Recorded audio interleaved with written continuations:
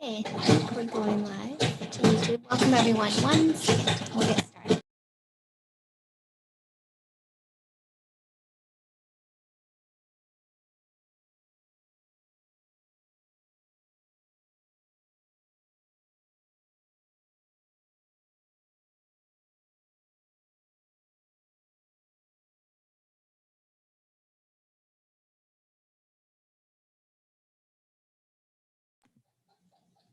Great. I'm going to go ahead and get started. Welcome to our second of a series of policy meetings for the Our Salem Project. Wanted to introduce the team today. I'm Eunice Kim, the Long Range Planning Manager for the City of Salem, and with me today are Bryce, Austin, Shelley. You want to introduce yourself? Yeah, thanks, Eunice. Bryce Bishop with the City of Salem Planning Division, kind of a current planner and a long-range planner. I'm Austin Ross. I'm a long-range planner with the City of Salem. Good afternoon. I'm Shelley Ahinger with the City of Salem Urban Development Department, working with the Federal Programs Division. And Jessica. Sorry, Jessica. And I'm Jessica Blakely. I work for the City of Salem Housing Authority, here to answer any questions you may have. Great. So today we're going to be focusing on housing, and we will have some interactive polling, which we'll walk through, but we're going to start with an overview of the project. So today we're going to give an overview of the project. Oh, can you go back, Austin? Overview of the project to make sure we're kind of on the same page of what we're doing here, where we are in the process. And then we're going to really walk through 3 different sections of the meeting today. The first is going to really focus on draft policies that we've created and developed earlier as part of this visioning process that we wrapped up in March. The second section is going to focus on new ideas that staff kind of across the city has researched, and we're going to bring forward today. And then we're going to ask for your ideas, and we'll do some questions and wrap up. Okay, so our Salem Project, hopefully you're all familiar with it, is a multi-year project to update our comprehensive plan. So this is really the plan that guides how we grow and develop in the future. It has pretty broad goals and policies, as well as a map to guide the future growth in the community. We started this project several years ago. The visioning portion of the project just wrapped up again in March after roughly 2 years of outreach. So this is a map hopefully you're familiar with. It shows the City of Salem boundary in the black dash line. And then the gray portion is our portion of the urban growth boundary. That is the portion of the community that we are planning for. And it's the portion of the community that we're expected to see 60,000 more people by 2035. So if you see that or hear that number kind of thrown around, that's not just the city limits, that's really going beyond the city limits to those unincorporated areas of Marion and Polk County.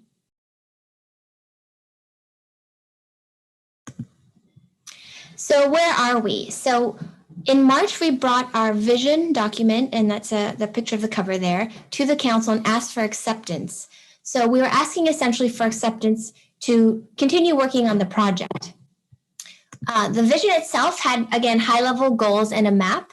And now that the council has given us acceptance to keep moving on the project, we're really focusing in on the details, the zoning map, and the policies. And so today's meeting is really focusing on those policies.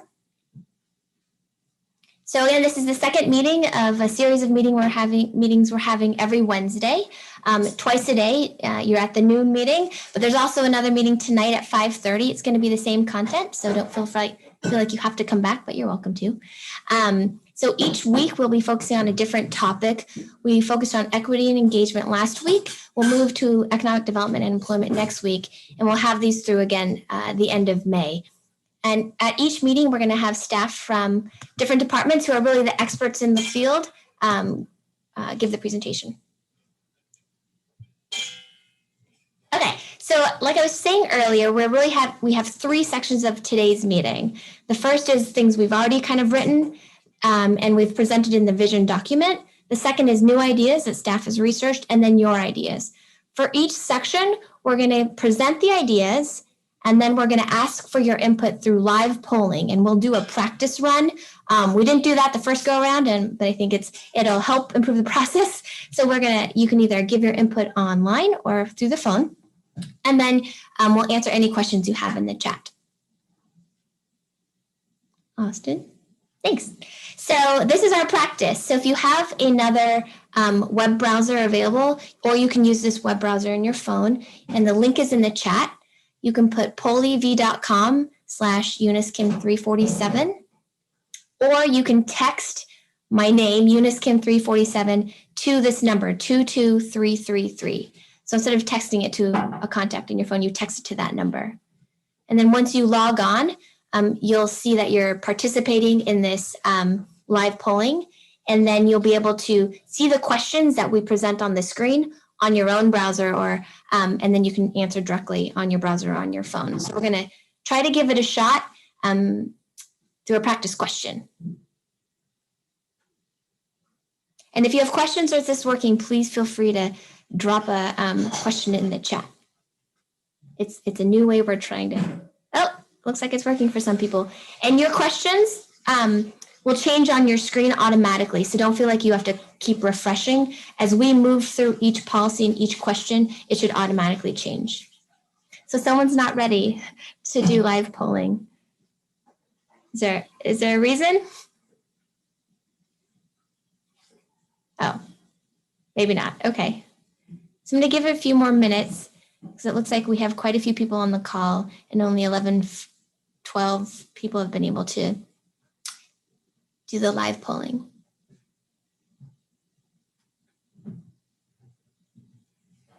Maybe the computer's just catching up. I'm not sure. If you're having issues, feel free to let us know.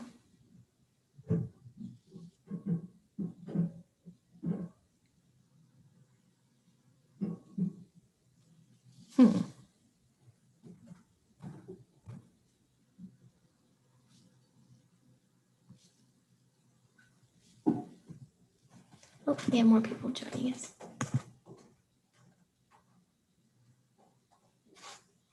So if you just joined us or you recently joined us, if you go in the chat, Shelby, can you drop the link in again? If you go in the chat, we're practicing live polling. And so there's a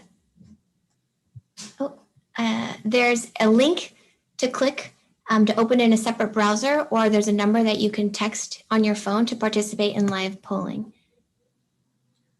Eunice, I think our magic number is about 22 right now. So Okay. I think we're getting fairly close to everybody being in the polling. If anyone's having issues, let us know in the chat and we'll do our best to help you out. And if you can, there's the link again. So if you just joined us, there's the link to click on to participate. This is our practice question. You haven't missed anything yet, to see if the live polling works. So I know a couple of people just joined, so I want to give them a chance.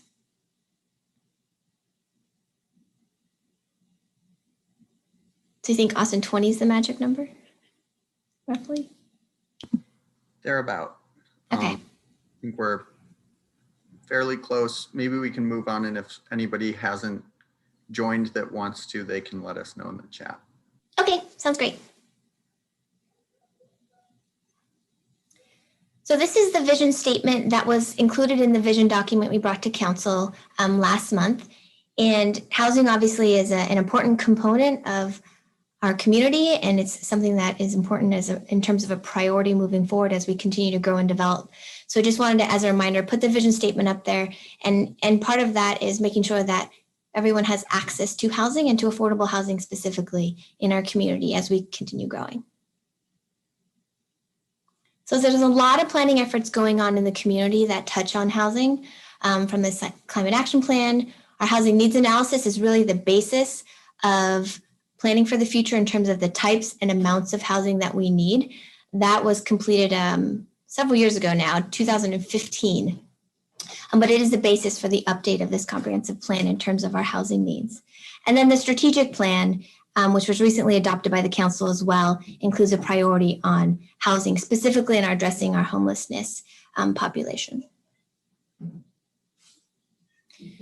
So really quickly, we have 5 broad goals that were in the vision document we brought to council, and they're very big and broad, as you can see here. We have one on housing choice, making sure there's a variety of housing types in the community. Land supply, again, making sure we have the land we need and designated the right way to encourage the type of housing that we need to meet future needs. Housing affordability, complete neighborhoods, and livability and sustainability. So these are, again, our kind of big, broad goals that we think capture the priorities the community has expressed in terms of housing. And now is really the opportunity to deep dive into the policies. Like when we talk about housing choice, what do we mean? When we talk about affordability, are there specific recommendations in terms of policies we should include in the comprehensive plan? So this document, this is really the opportunity to do that. I'm going to hand it off to Austin to take over. All right. Thanks, Eunice. So we're going to start out by reviewing some previously drafted policies to get your input. These are policies that were developed based on feedback from the community in previous phases of the project. So it's important to remember right now that our goal isn't to wordsmith, it's just to review the ideas, to get your feedback on the ideas. So when the polling questions go live, we're asking you to vote for the policies that you agree with. Again, it's the idea, not necessarily the words, because we have had to summarize some of the policies from what was shown in the vision, just so that they'll fit in here and won't take up too much space. So it's also important to remember that this is a small sample of our previously drafted policies. We have a lot more, and you can see all of them on the project website. So we definitely encourage you to go check those out. I'll go through each policy and kind of clarify the meaning and intent behind it. But if you have any questions as we go along, feel free to drop them into the chat. So the first set of policies that we're going to look at relates to housing choice. So that was one of the goals that Eunice showed us. And so that one about housing types is really about making sure that different types of housing are allowed throughout Salem, whether that's additional middle housing or supportive housing or anything like that. We want to see it all around Salem. That was something we really heard from the community. Housing innovation is about encouraging different types of housing throughout the city. So not just traditional multifamily or traditional single family, but a whole variety, including middle housing or potentially cottage clusters. And some of those aren't necessarily new, but they are types of housing that we haven't seen in Salem as much. Adaptability is really about making sure that existing housing stock can convert to other formats. So whether that's converting a single family home to a duplex or a larger home to a fourplex, that sort of thing, to make sure that we are allowing that middle housing to happen. And then the policy about accessibility and aging in place is about encouraging new housing, or when housing gets redeveloped, to meet the needs of all members of the community. So we'll jump over to the live poll now. And you guys can go ahead and vote. So again, we're just voting for the ones that you are supportive of, and you can choose multiple or all of them if you'd like them all. There is a question in the chat about what middle housing is, and that's generally duplexes, triplexes, fourplexes, townhouses, and cottage clusters. If you want any clarification on any of these, feel free to drop it in the chat.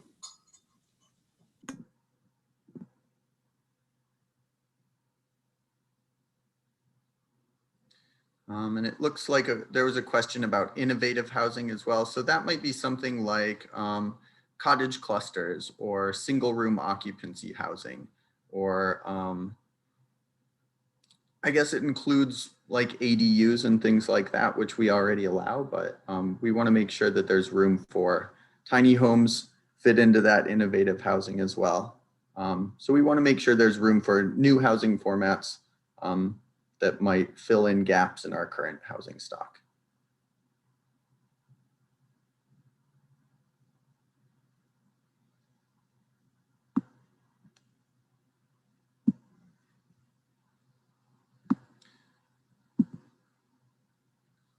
So I'll give everybody just a little bit longer here. Remember, you can vote for more than one, more than 3 if you want.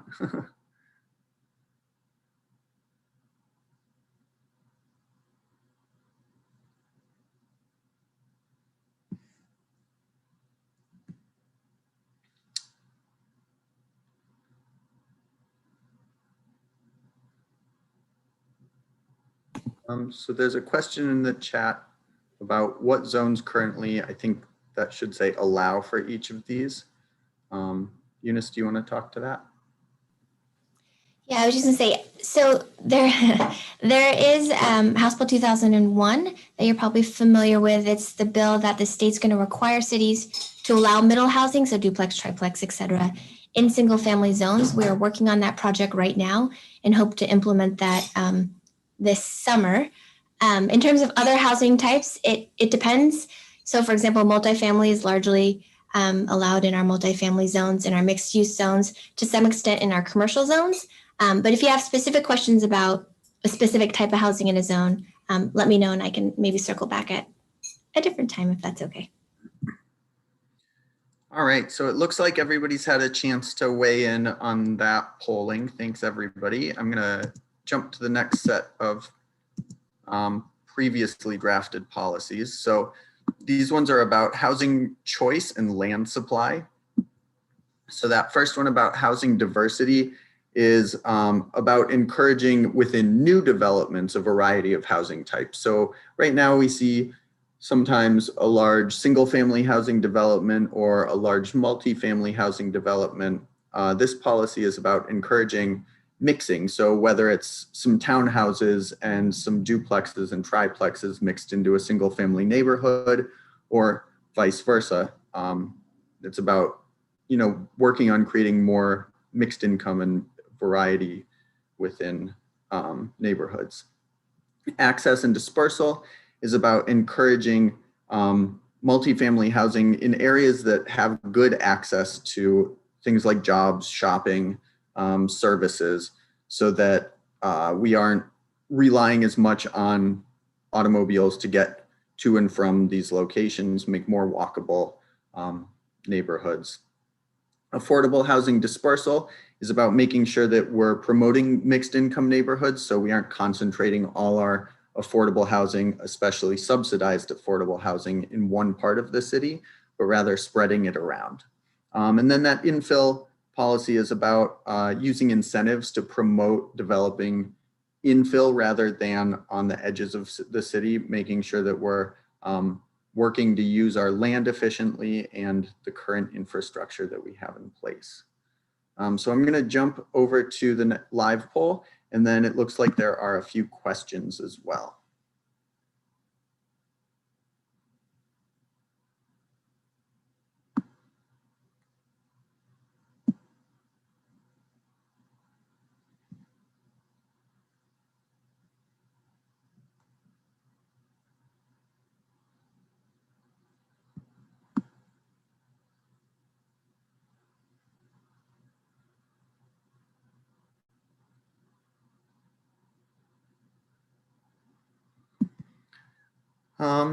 Let's see. So one question was about whether tiny homes may be used in mixed use zones in the future.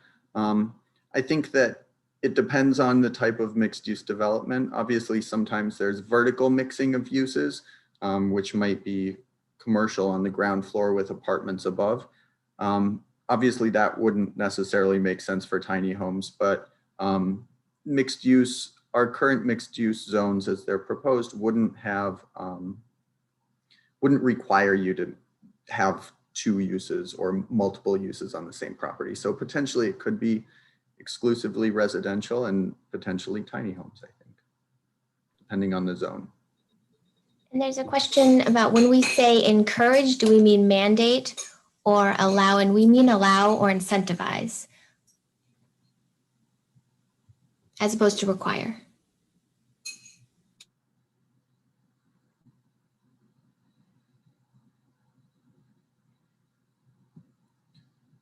All right, so we'll give people a little bit longer to jump in on this poll. I'm still seeing some numbers change around a little bit.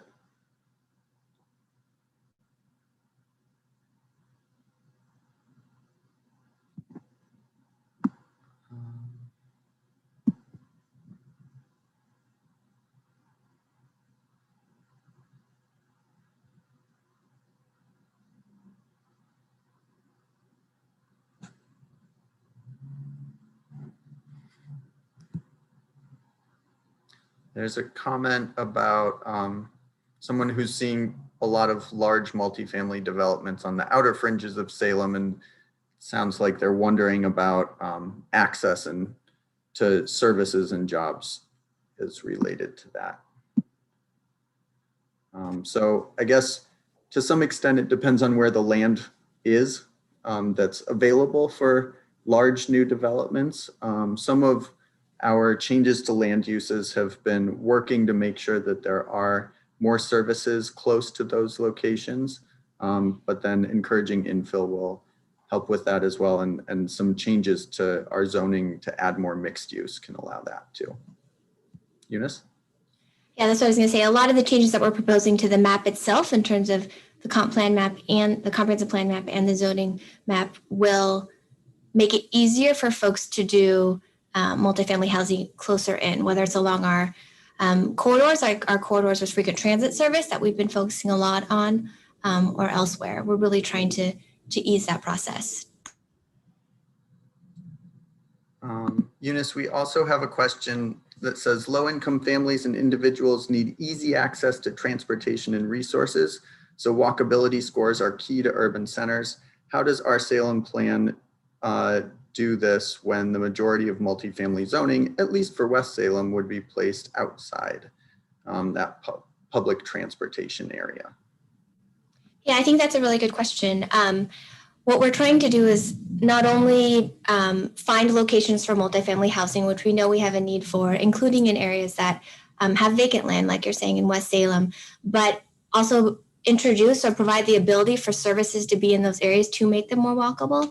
And in addition, we're coordinating with transit, the transit district.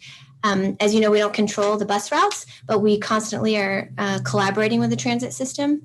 And Chariots is going to start working on a long-term plan for their own system, the first time that they're doing that. And so we will be working with them because obviously where the service, where the people live, a lot of people will influence kind of where the service should go. So right now there might not be a lot of service in West Salem, but if there are a lot more people living out in certain areas or services, perhaps that could change in our work with the transit system. And I think there's another question as well. Yeah, the question says, has there been any questions from developers about infilling parking lots near transit to get more density? I don't know that we've heard any questions from developers, but we did recently change our multifamily design standards and process to, again, ease the process, make it easier. And one of those changes also reduce the parking requirements, including essentially getting rid of minimum parking requirements for multifamily along that core network that Chariots has. Again, it's those frequent transit corridors on Lancaster, commercial. And so we're starting to see more smaller projects close to that core network. And we'll see, I guess, as we go forward if that continues. All right, so why don't we keep rolling here? It looks like everybody's added their votes. So thanks for that. The next set of questions is about housing affordability. And so the low income and workforce housing is really about encouraging more development of workhouse or of affordable housing. So that's just potentially incentives or other ways of getting more of that housing for those groups that need it. Regulations and incentives, that policy is about making sure that the development standards, the fees, things like that aren't an impediment to developing affordable housing. So ensuring that that development process facilitates affordability. Shelter services and coordination is really about the city working with its partners and making sure that everybody is working together to coordinate that system of support for people who may be unsheltered or at risk of losing housing. So that includes developing additional types of shelter, but it also includes provision of services to folks who may be at risk or may be unsheltered. And then that last one about anti-displacement is about ensuring long-term housing affordability. So making sure that people aren't losing their housing due to increased costs. So whether rents go up or property becomes more expensive to buy. But it also includes reaching out to communities that might be vulnerable to displacement and engaging early to make sure that they're empowered to influence decisions and policies that might affect that displacement. So let's jump to the polling. Go ahead. So it looks like there's a few questions. I'll take the second one first. What's the city's current legal definition of affordable housing? When we talk about affordable housing in terms of the zoning code, we've defined it at 80%. So families or households earning up to 80% of the median family income. But I should say that when we talk about housing affordability in our Salem, it's not just looking at housing that is maybe deed restricted for a certain income bracket. We're also talking about making housing more affordable through other means and incentives. So I don't want folks to think that this is all just kind of the subsidized or deed restricted affordable housing. One of the things in terms of regulations and incentives, for example, is to the extent that we can make it easier for even market rate housing to be built, the hope is that that would lead to housing that is more affordable, even if it's not deed restricted. Does that answer that question, Jason? Yeah, yes, it does. Thank you. I And appreciate then it. for Inner West Salem, we are proposing mixed use in that currently industrial area. And fortunately, that is an area where we do have an urban renewal area. And so the hope is that, if there is future planning for that area specifically on what should be there, the urban renewal area would be able to help, incentivize that type of development. We're working closely with Tori, who staffs, for example, the West Salem Redevelopment Advisory Board in that area. So that would continue. All right. Looks like everybody's had a chance to answer this one. I haven't seen any changes in the numbers in a little bit. So, just as I said that, somebody else added a vote. Give it one more pause here to give people a chance. Jessica and Shelley, feel free to jump in if you have other incentives you want to talk about that I'm less familiar with.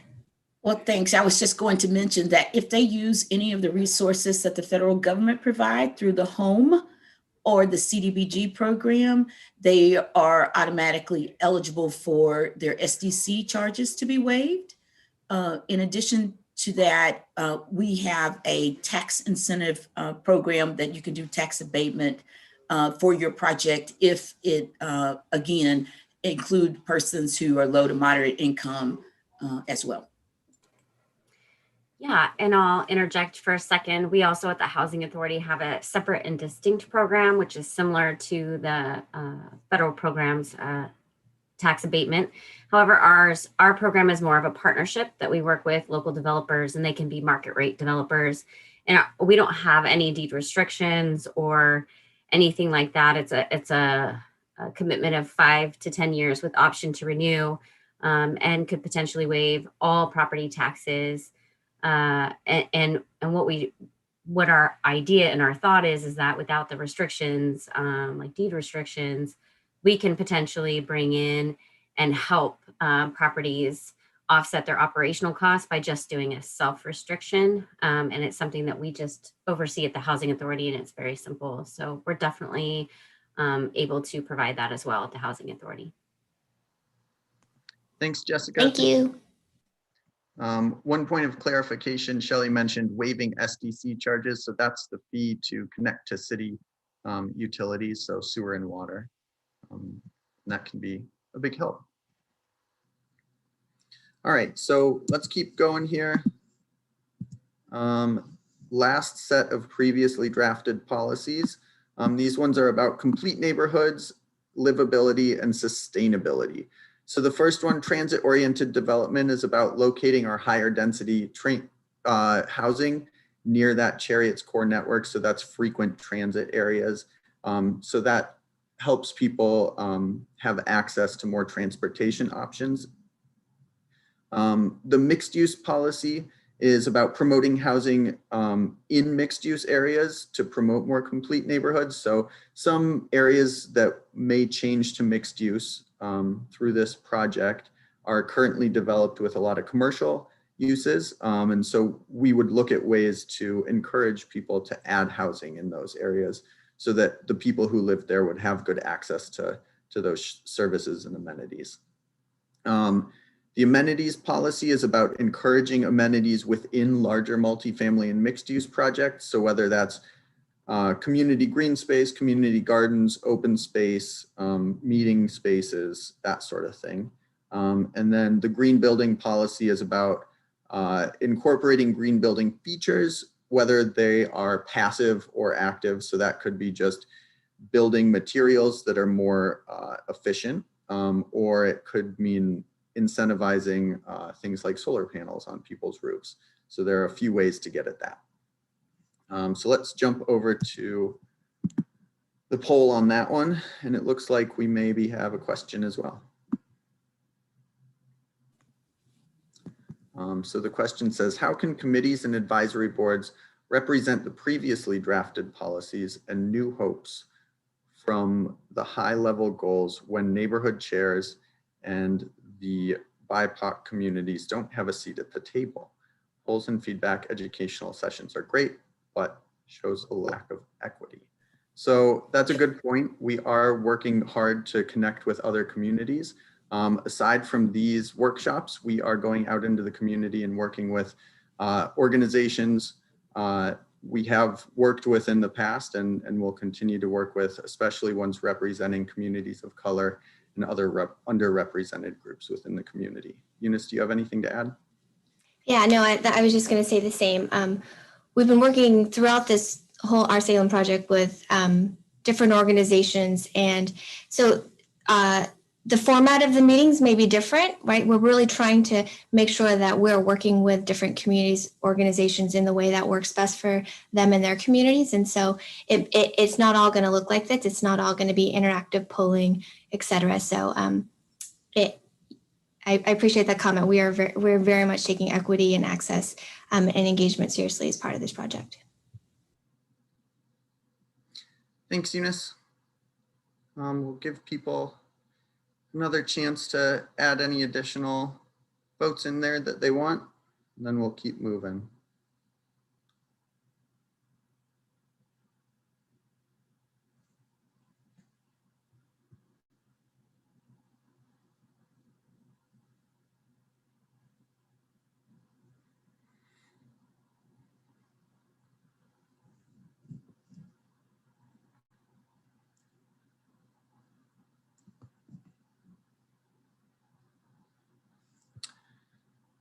All right.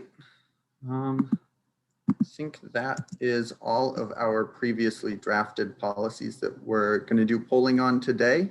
Like I said, there are a lot more that are in the draft vision in Appendix A of that document that we definitely want to get your feedback on. We also have a survey up on our website right now for you to weigh in and share more thoughts. So we're looking forward to people participating in that as well. But if there are any other questions and comments on these previously drafted policies, feel free to put them into the chat now.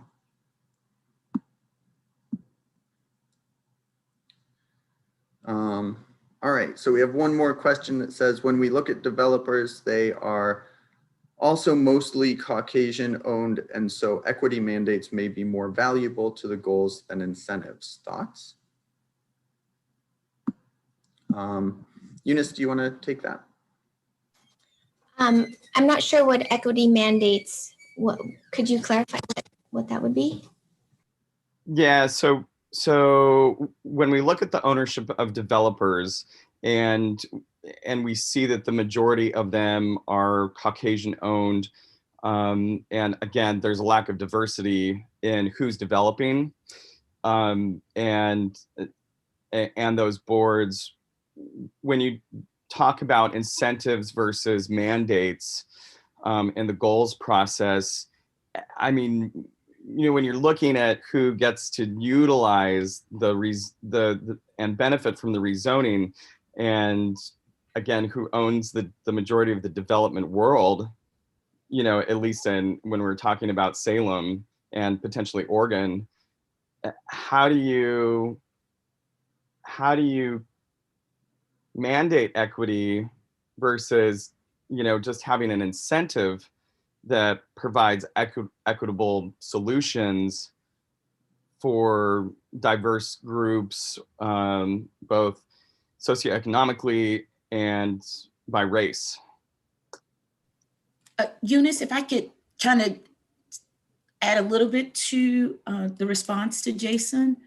I know in the city, and I can speak more specifically to the Urban Development Department that I'm part of, that we have made a concerted effort to work within all communities, to the extent that in the last 2 years, we've brought on 4 new grantees, and they are of color, of either from the Pacific Islander community, or they're from the African American community, or they're from the Latinx community.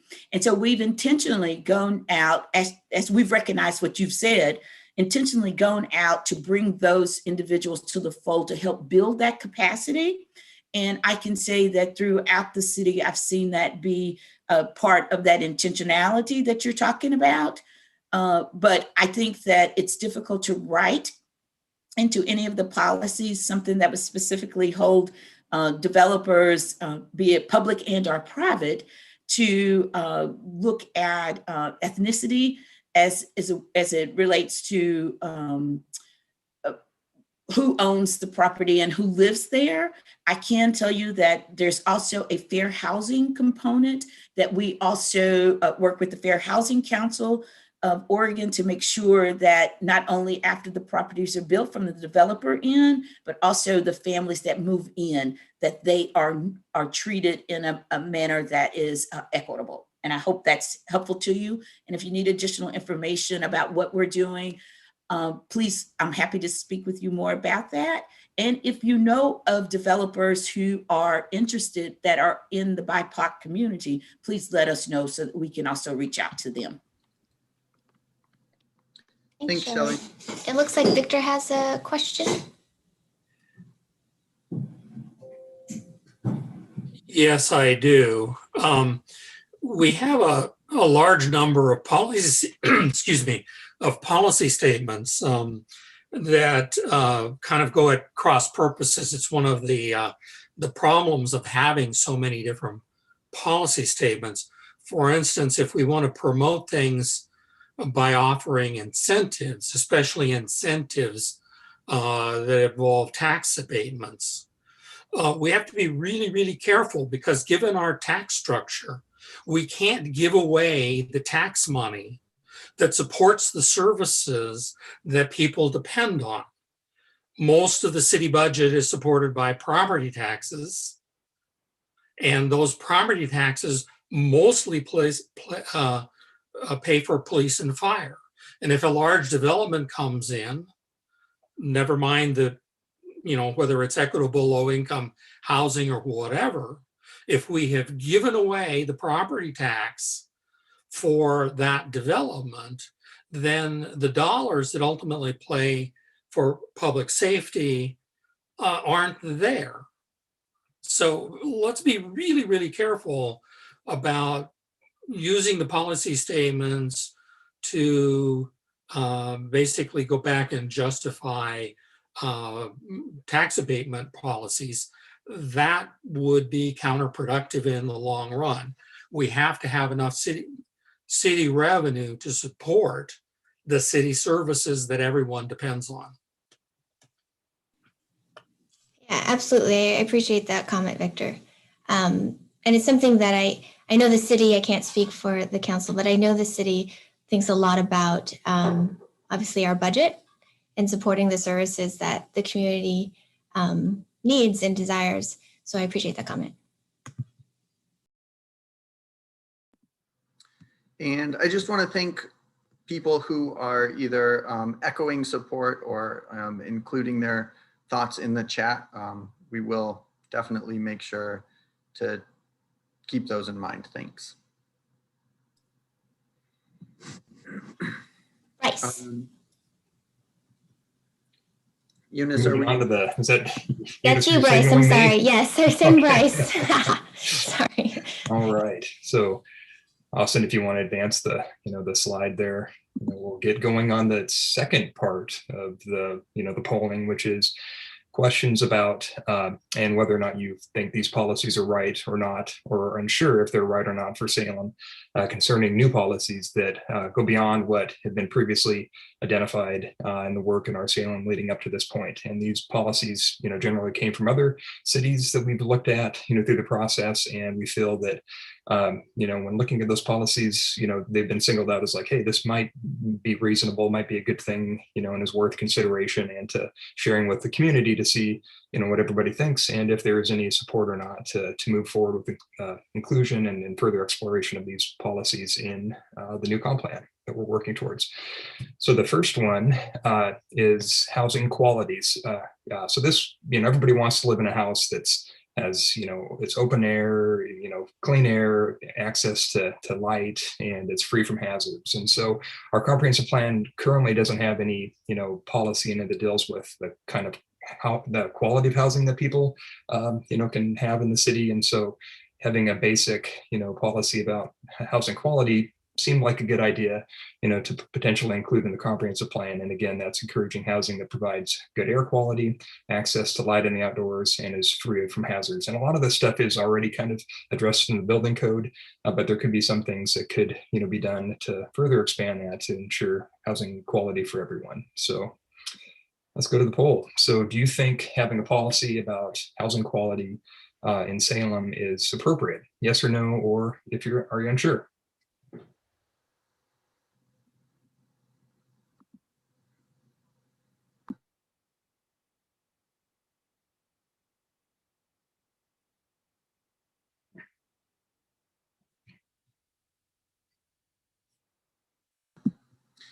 Hey, Bryce, it looks like somebody would like, or maybe Eunice, some examples of what this housing quality might mean.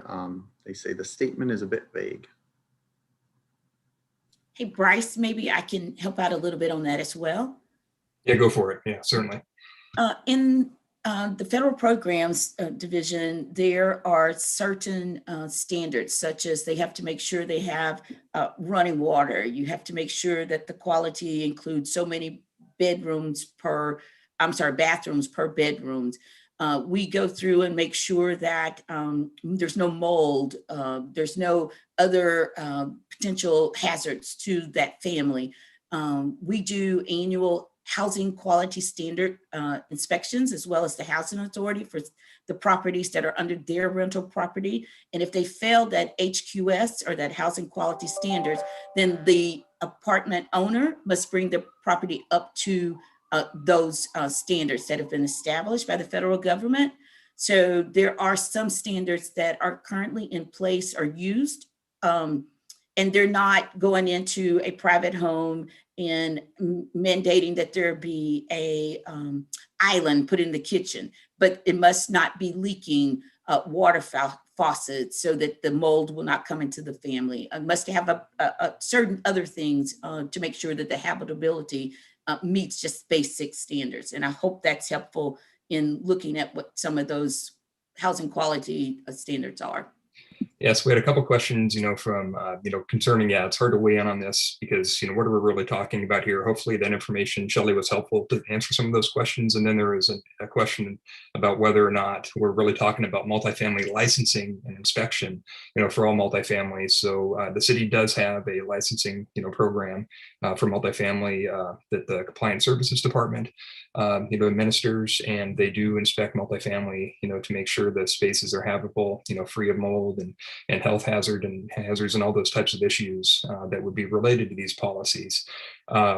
so that is kind of a fundamental thing about housing quality and housing safety. I think, a lot of it is, generally, captured for the multifamily, whether or not, this would apply to, beyond multifamily into single family, two family, three family, four family. I'm not sure, Eunice, did you have any insight in terms of, is this like all housing, or are we targeting it to more, to the types of housing that we might be inspecting through city programs? Yeah, and I think that's a question that we need to maybe flesh out further as we work on this policy, if there is support broadly for it. I just think that it's important to note that these are policies that are, it would be in the comp plan, right? We're thinking 10, 20, 30 years in the future. And so that multifamily housing licensing program that we have today, it's not to say it will always be there. And so this is just looking at, it could also be supportive of that policy. So if of that program. So I agree this one, we probably do need to dive into more details to clarify it. But I also want to remind everyone that we're not talking about the existing program, yes or no. We're saying generally, should we as a community have housing quality as a priority and as a policy in the community? And I think, Eunice, maybe this one came from Portland, and in that policy, they were addressing things like asbestos and lead remediation in housing and how they can facilitate that too. And so with that does lead us to our next one, which is very similar to this. It's a policy about housing safety. And so this is a policy in the comprehensive plan that would require safe and healthy housing that's free of hazardous materials such as lead, asbestos, and radon. Now, a lot of this, a lot of these materials, you can't build with them anymore. There's standards, EPA standards, federal, national standards that must be met in state standards.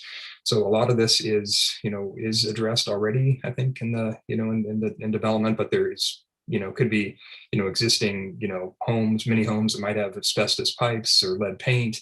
And are there ways, that the city can, encourage through, programs of abatement to ensure that people have, homes that are safe and, places they can truly feel home and feel like home and be safe in, and not worry about whether the home is killing them or not. And so his policy, about that in our Salem appropriate.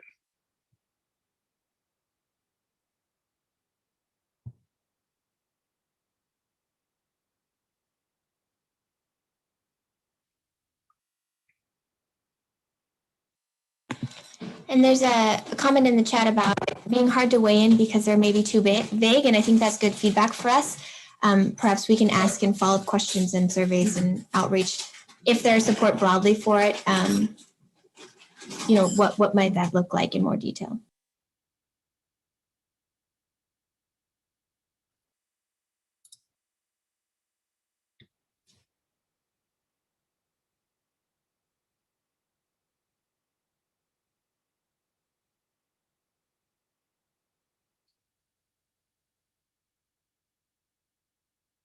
So whenever you're ready to move on, Austin, if we hit the magic number or not, or just let me know.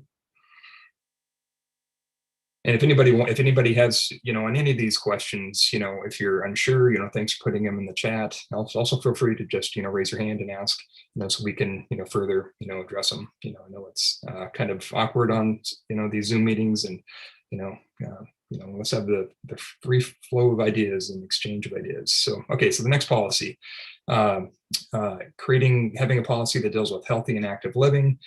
So this policy would encourage, housing that has features that support recreation, open space, for people to be active and healthy in a physical sense, but then also aspects of encouraging access and ability to have healthy eating options through like community gardens in multifamily developments, or community kitchens in multifamily developments, or community gardens in neighborhoods, or in proximity to services in a complete community where you can have access to a grocery store or a small corner market where you can get fresh produce. So we see, throughout cities in the nation that there are food deserts where, communities, don't have access to, healthy, nourishing food.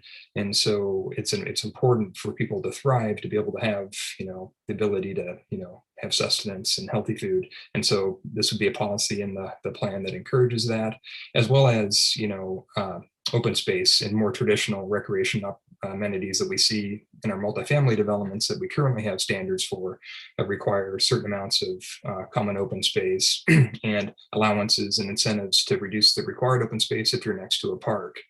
So you can have that active and healthy lifestyle that everybody wants to have.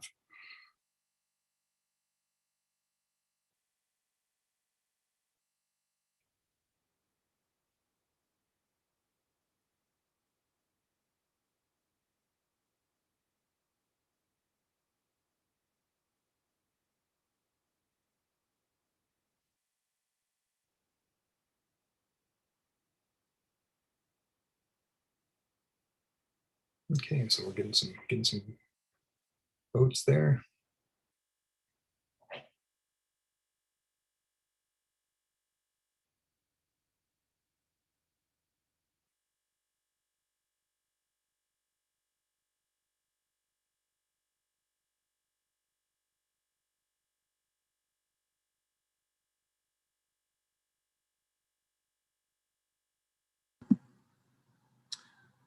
All right, Bryce, should we move on to the next one here? Yeah, what is the magic number, just for my information? We got 31 people here. What are we shooting for? How many? I think we have 8 staff, so in the range of 22-ish. Okay. 23. So we're not too bad there. We're close. Okay, let's go on to the next one then. Okay, so this one deals with a policy relating to responding to social isolation. So as we can all understand, during the pandemic, we've been experiencing obviously social distancing and varying degrees of social isolation, but there are certain folks and community and people that that have to deal with this social isolation every day. And so, is there a way that should the comp plan include a policy that encourages the siting of housing to be done in a manner that reduces, social isolation for groups of people that are most likely to experience it, such as like seniors or people with disabilities. That can be done through, the types of uses that are allowed in the different zones. For instance, our residential zones typically are more protective of, and our single family zones especially protective of kind of the single family use in that zone. And so, there are additional processes and procedures to go through to get approval, for types of housing, that is like for residential care facilities or those types of or nursing homes. And so oftentimes those uses are allowed in non-residential zones. And so is it appropriate to have folks in facilities or homes where they tend to be socially isolated in commercial areas, or should they be encouraged to be in neighborhoods where they can be part of a community and feel part of it? That'd be one example of maybe how you could do that.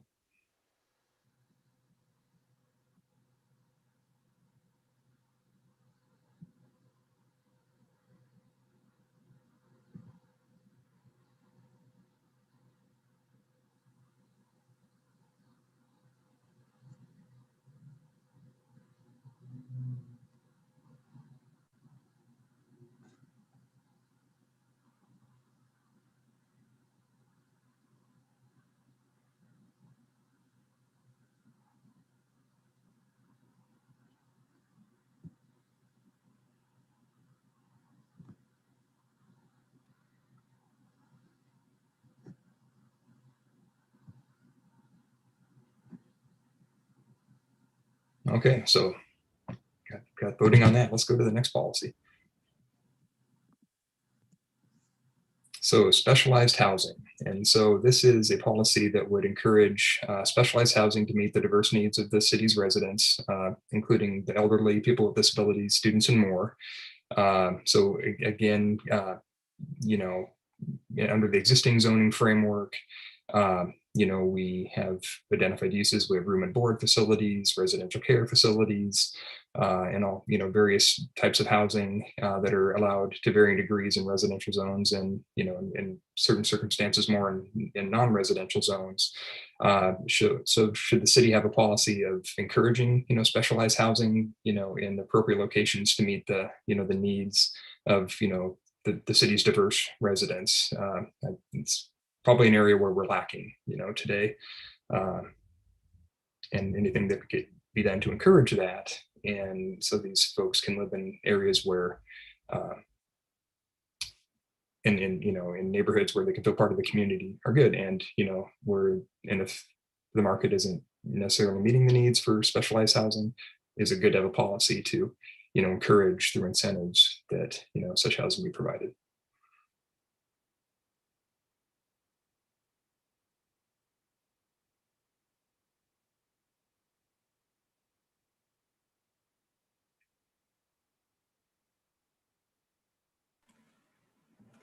Hi there, I'll pipe in really quick. Just to give some more information about specialized housing, that could be permanent supportive housing, that could be drug and alcohol free housing.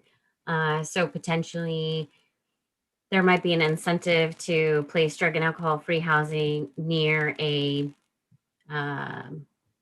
treatment center or something like that. So there's all different types of specialized housing.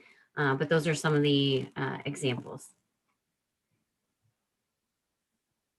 Thanks.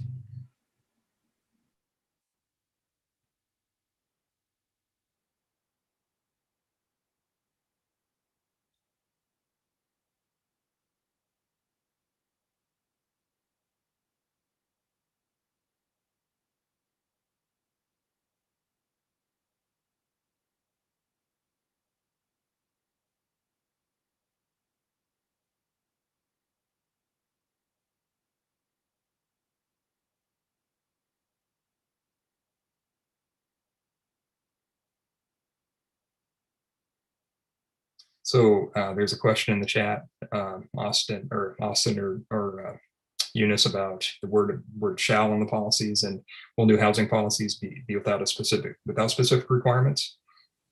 Yeah, we are actually in the process of, and I think you'll see it in the previously drafted list of policies that were initially part of the vision document and now is a separate document on the project page.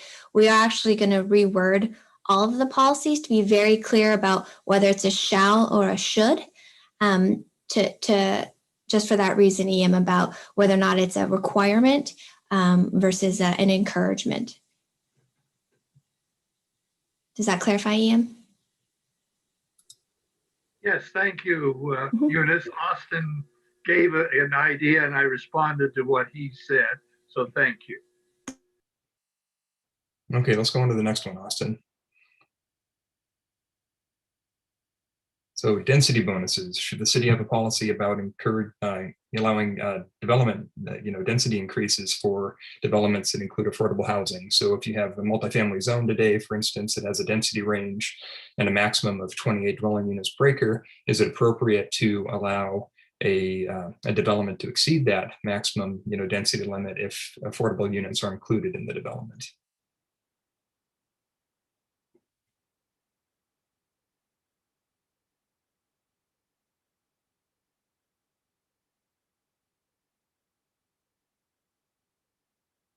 And that's just one of these policies where a lot of our code today doesn't have a lot of incentives. It's just a standard.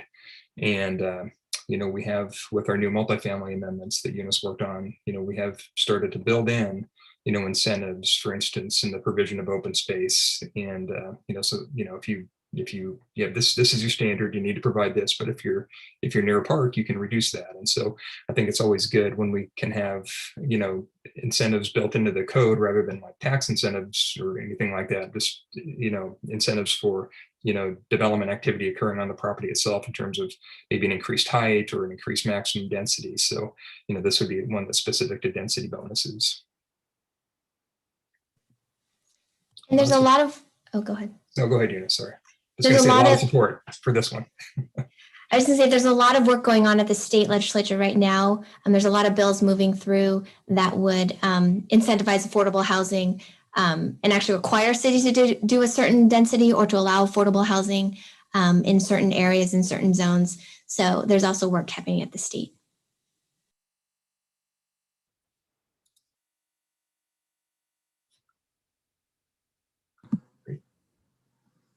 Okay, let's go on to the next one. So this one's about residential parking. So this one might be controversial. We'll see. So should this or the comp plan include a policy about looking at the parking needs, for residential uses within the city and minimizing, reducing them to the minimum necessary or the lowest feasible amount, as the policy says, to reduce the amount of land that's dedicated to parking. The idea is to kind of, parking, development of parking spaces, they take up valuable space on a lot, valuable urban land in a UGB. They also, result in more cost being added to a project. So, when there's parking available on the street, do we need to have, so much, area of lots and pieces of land dedicated to parking? And should we, look at minimizing that, to the extent feasible, to have more land for people rather than cars. And we took our first big step towards this with the multifamily amendments that were recently passed, as Eunice previously indicated, to eliminate the minimum off-street parking requirement for residential uses that are located within a quarter mile of the Chariot's core networks throughout the city. And then also if you're in the central Salem development program or the kind of the core downtown area of the city. So that was a big step forward in, starting to, go in that direction. We also, reduced the minimum off-street parking for based on the number of units that are included in the development. And if it's like a single, a studio or one bedroom apartment, and reducing that to one space as opposed to the prior 1.5. Again, trying to, reduce barriers, to off-street parking, to development, to residential development from occurring, reduce the costs associated with projects, and have more land for people as opposed to cars. Thanks, Chris. There's a question, Tom, in the chat from Tom about should we be addressing this after the climate action plan looks at this? And yes, we are working. I'm on the task force, right, for the climate action plan and looking at those strategies and to what extent do we pull them in to our Salem or do they live in the climate action plan? But in addition to that, Tom, the Council and Planning Commission zoning subcommittee that's going to be focused specifically on the zoning code and how to reduce greenhouse gas emissions through code changes is going to take up this question of parking related to the GHG reduction goal. So I'll explain a little bit more after these questions about that process going forward. Thanks, Eunice. Okay, the next policy, the new idea is having a policy that reduces the transportation burden on housing. And so I would look at, ensuring that or encouraging housing that decreases, commuting distances and times, and therefore kind of reduces transportation costs. So that could be, done through complete neighborhoods where you have a zoning, map and a zoning framework in the city that encourages housing options, and near, existing, transportation corridors, where there's good transit available already, or also just, resulting in communities that have, or neighborhoods that have, services, commercial services that are provided, within walking distance. So, and not only the services, but job opportunities, so you don't have to, get in the car, and, drive to work or get in the car and go and get, a dinner or, your groceries. So, the policy would just, look at different ways that, the transportation cost can be reduced for housing. And there's lots of different ways, that could be achieved.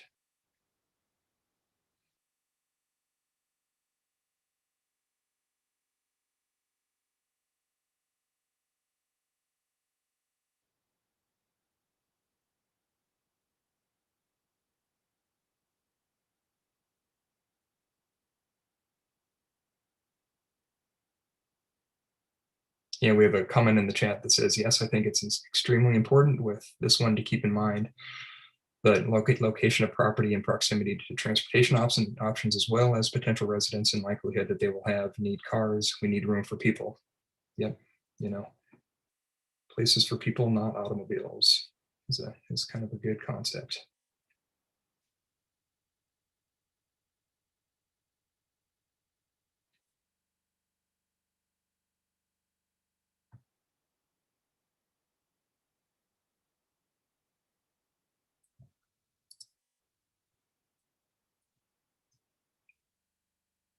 Okay, why don't we go into the last one of the new ideas list?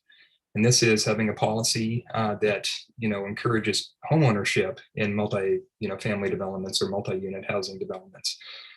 There's different mechanisms to do that, such as condominiums, cooperative housings, or limited equity cooperatives. And the idea would be that it gives folks a way to establish equity and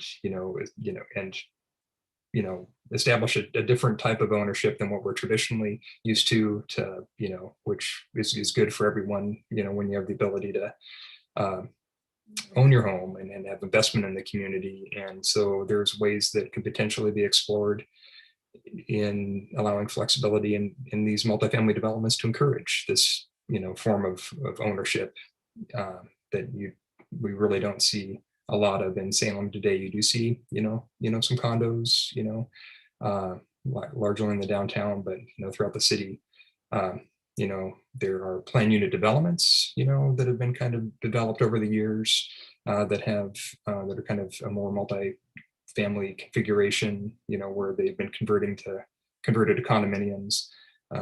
But are also new ways like cooperative housing and limited equity cooperatives that kind of go beyond what the old condominium approach was. So just a new way for people to have ownership and investment and to have opportunity and wealth.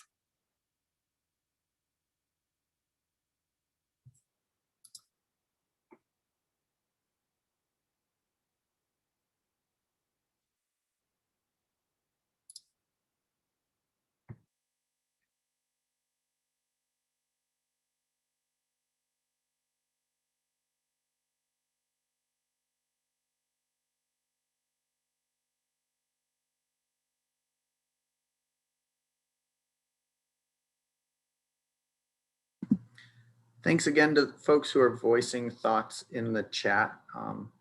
We're taking notes and making sure we see those. So thank you.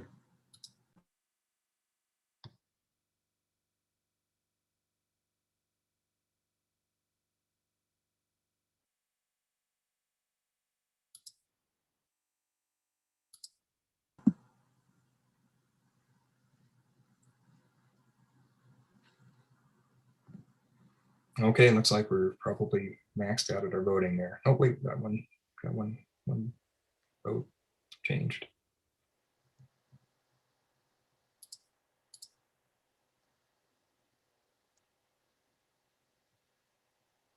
Okay, so let's go ahead and, so that wraps up the new policy ideas. I guess, Eunice, did you want it opened up to any like overall questions, open mic, or, what would you, how would you like it? Or type it in the chat? Well, it looks like Victor has a question. Go ahead, Victor. Allow me.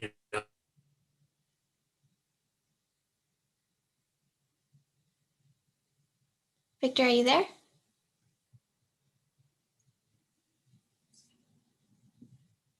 We may have lost his audio. Yeah. Victor, do you want to try the chat? If you look at, Oh, there you are. yeah, I think he froze. well, I got a little unstable. Let me reiterate. We need to have a policy in terms of protecting existing housing, or at least making sure that when business converts an existing residence, which has been done extensively here in Scan along the Commercial Liberty Corridor, that at least replacement housing units are provided. And that goes for churches too. There's the Relevant Life Church in South Salem has a large area that used to be residents. There are other examples of Salem's mega churches that have large areas of Nan and Grant neighborhood that once upon a time were a lot of small houses. Now they're empty parking lot blocks. So I'm sure that, you know, those properties were purchased appropriately, etc. That's not my complaint. My concern is those houses were taken out of the residential housing pool and maybe were replaced, but most likely weren't. Yeah, I appreciate that comment, Victor. We've heard that concern in other places, as well as just generally from the community. Concerns about displacement, whether it's displacement because of housing costs or displacement because their properties are bought, redeveloped, et cetera. And so that's something we're definitely thinking about. Do you want to move on, Austin, on the presentation? So this is where if you have other ideas, Victor, like that one, you want to drop it in the chat or raise your hand. We're happy to hear other ideas. We know that this, again, what we showed today is a very small sample of the very long lists of ideas that we have on our project website. But whether or not you've seen those lists, feel free to, chime in if there's something that you think we need to keep in mind or a new idea, something we're not thinking about. Or if you have concerns, feel free to drop it in as well. And then I'm going to talk a little bit about the process going forward, but I'll give you all a minute or two.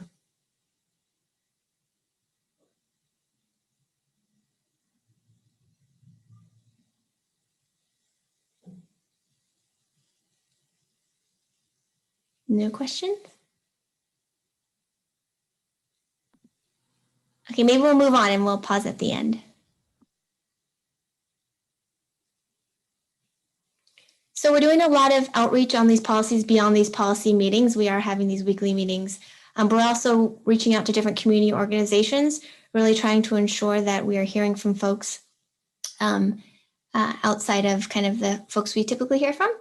We're going to incorporate all those ideas and come up with kind of a revised list of policies that we'll then present back out to the community. Ultimately, the goal is to adopt the comprehensive plan by the end of the year. So it's an aggressive timeline, but we're working on it. So here's where we are now. Again, we're hoping to adopt by the end of the year. And so I'm going to quickly touch on other ways to give input next. Oh, that's my information. Oh, I guess that slide's no longer there. So beyond the policy meetings, we are also going to be talking about the zoning code and the zoning map. So if you're interested in the zoning map in particular, for example, we are going to be putting together an interactive map where you can provide comments on our proposals, and we'll use that to really kind of guide the future of the zoning map. And then when it comes to the zoning code, like I mentioned earlier, there is a City Council Planning Commission zoning subcommittee that will meet on, we're proposing 3 times through now and the end of June to really focus on ways to make code changes that would reduce greenhouse gas emissions. So when those meetings are set, we'll send out some information on those, and the public will be invited to come to those and to comment as well. So I'm going to open it up now. If there's any other questions or concerns, sounds like there's a concern in the chat about neighborhood associations not being represented on the committee. So that City Council Planning Commission subcommittee was appointed by the mayor. It's not your typical advisory committee of community members. It's really meant to be the policy decision makers, and that's why it's made up of the City Council and the Planning Commission members. But again, the public will be invited. Neighborhood chairs, neighborhood land use chairs are more than welcome to come to those and voice their opinion. And you can always reach out to me, even if you watch those and you think of a question or concern later, and I'm happy to bring those up at those meetings. Any other questions or concerns? Bryce, Austin, Shelley, Jessica, anything else you want to say related to housing before we close out the meeting? I'd just like to remind folks that we do have an active survey on the website. So if you follow this link to cityofsalem.net/OurSalem. We encourage people to fill out that survey. You can provide maybe more detailed thoughts, and there are a variety of policies that you can weigh in on that way as well. So definitely, if you have the time, please go check that out. And it's available in English and Spanish. And if you or your organization, if you represent an organization or neighborhood association, have meetings and would like us to come specifically to that meeting to talk about policies or the Our Salem Project, just let us know. We're happy to show up. Just let us know. So it looks like there's another comment that proposed comp plan offers housing options and ideas that do not address B2. Oh, is that the House Bill EM that you're referring to? Yes, sorry, I mistyped. Yeah, no, that's okay.